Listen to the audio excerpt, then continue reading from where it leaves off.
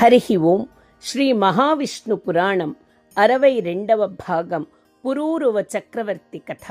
చంద్రుని మనవడు బుధుడు కుమారుడైన పురూరవుడు భూమండలానికి చక్రవర్తి అయ్యి పరిపాలించసాగాడు. పురూరవుడు అనేక యజ్ఞ యాగాదులు చేసి భూమండలానికి సుఖ సంతోషాలు ప్రసాదించాడు. మహాదానశీలి అయిన పురూరవుడు ధర్మపాలన చేసి అటు దేవతలు ఇటు మహర్షుల ప్రశంసలు పొందాడు. భూమిని మోసే ఆదిశేషుడు కూడా భూమిని ధర్మబద్ధంగా ఉంచినందుకు పురూరవుని ప్రశంసించాడు.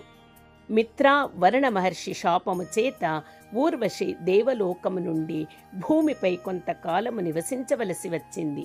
పురూరవుని రాజ్యం సరైనది అని తెలిసి అక్కడ ఒక వనములో నివసించసాగింది.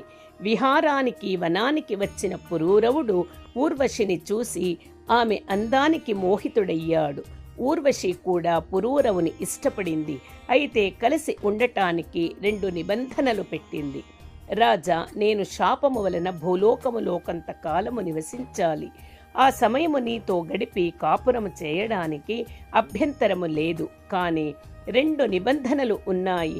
అవి అతిక్రమించిన నాడు నిన్ను వదిలి వెళ్ళిపోతాను.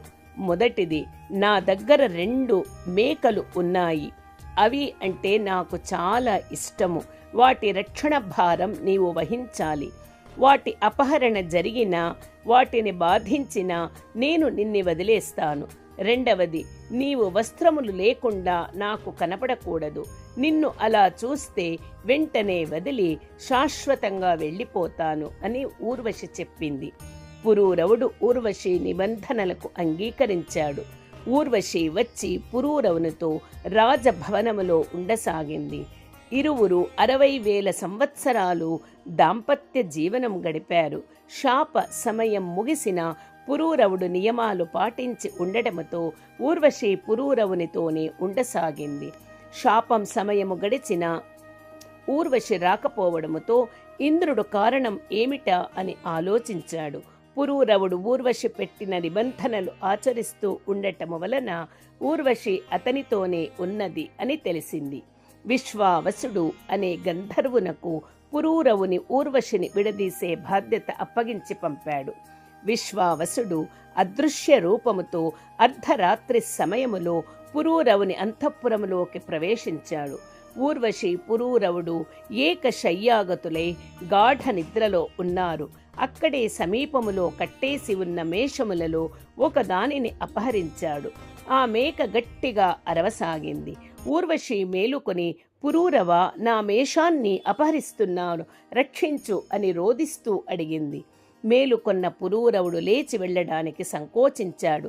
ఎందుకంటే అతని శరీరముపై వస్త్రాలు లేవు. అదృశ్య రూపములో ఉన్న విశ్వావసుడు గమనించి 2వ మేషాన్ని కూడా అపహరించాడు.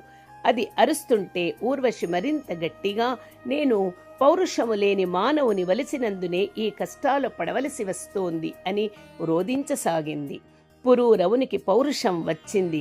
చీకటిలో వస్త్రాలు లేకపోయినా కనపడను కదా అనుకొని మంచము మీద నుంచి దిగి కత్తి పట్టుకొని వెతకసాగాడు. చీకటిలో ఊర్వశికి పురూరవుని నగ్న శరీరం కనబడలేదు. ఇది గ్రహించిన విశ్వావసుడు తన మాయాశక్తితో శయన మందిరపు దీపాలు వెలిగించి ప్రకాశమయం చేశాడు. ఆ వెలుగులోకి ఊర్వశి పురూరవుని నగ్న శరీరము చూసింది. పురూరవుని ప్రతిజ్ఞ భగ్నము కావడముతో వెంటనే అదృశ్యమయ్యింది. ఊర్వశిని ప్రాణాతికంగా ఇష్టపడిన పురూరవుడు ఊర్వశి వియోగముతో పిచ్చివాడు అయ్యాడు. రాజ్యం వదిలి వనాల వెంట ఊర్వశిని వెతుకుతూ తిరుగుతూ కురుక్షేత్రం చేరాడు. అక్కడ ఒక సరోవరములో తోటి అప్సరసలతో కలిసి ఊర్వశి జలకాలాడుతోంది. ఊర్వశిని చూడగానే పురూరవునికి ప్రాణం లేచి వచ్చింది. ఊర్వశి అని పిలుస్తూ దగ్గరకు వచ్చిన పురూరవుని పరిస్థితి చూసి ఊర్వశి బాధపడింది. రాజా, నేను నీ వలన గర్భవతి అయ్యాను. సంవత్సరము తర్వాత వస్తే నీకు కుమారుని ఇస్తాను.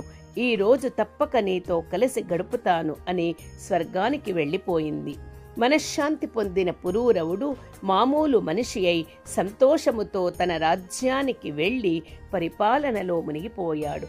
సంవత్సరము తర్వాత కురుక్షేత్రము వచ్చిన పురూరవునికి ఊర్వశి తాను కన్న కుమారుని అప్పగించింది.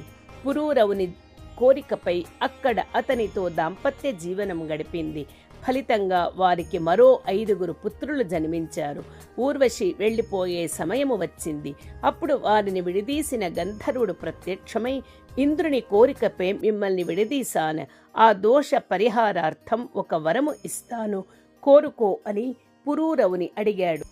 నాకు జీవించి ఉన్నంత వరకు ఊర్వశితోనే జీవనము గడపాలని కోరిక ఉంది అని పురూరవుడు తన కోరిక చెప్పాడు.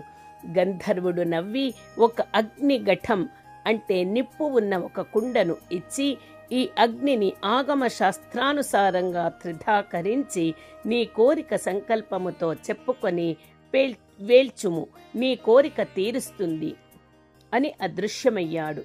అగ్నిఘటం అరణ్య మార్గములో తీసుకువెళుతూ పురూరవుడు, నేను వరం కోరుకొన్నప్పుడు ఊర్వశిని పంపమని కోరుకోకుండా గంధర్వుడు ఇచ్చిన నిప్పుల కుండ తీసుకున్నానే అని బాధపడి ఆ కుండ అక్కడ వదిలి వెళ్ళిపోయాడు.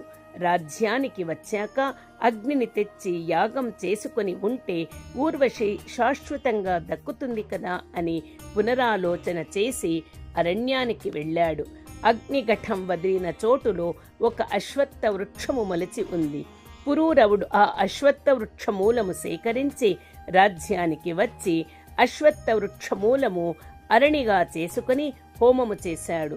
తన కోరిక సంకల్పముతో చెప్పుకొని ఆహుతులను అర్పించి యాగం పూర్తి చేశాడు. ఫలితంగా పురూరవుడు దేవలోకము చేరి ఊర్వశితో తన జీవితాంతం వరకు కలిసి సుఖించాడు. హరి ఓం తత్సత్. శ్రీకృష్ణార్పణమస్తు.